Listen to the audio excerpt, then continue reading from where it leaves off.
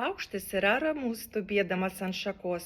Ne dėl to, kad jisai pasitikė šakos stiprumu, o dėl to, kad jis pasitikė savo sparnų stiprumu. Ir net jeigu šaka nulūžtų, paukštis galėtų ramiai nuskristi ir atsitūpti ant žemės. Lygiai taip pat ir tavo gyvenime, tol kol gyveni nuolatinėje baimėje, strese, jaudulė, niekas, nei klientų, nei pinigų, galbūt nepavyks pasiekti tikslų, galbūt ekonomika, galbūt dar kažkas įvyks, tuo labiau sunku prisitraukti gausą į savo gyvenimą.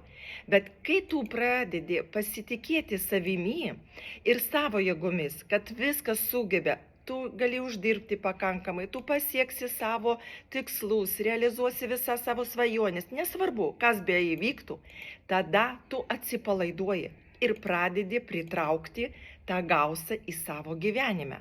Finansinę, santykių gausą, sveikatos gausą ir visas kitas gausas savo gyvenime.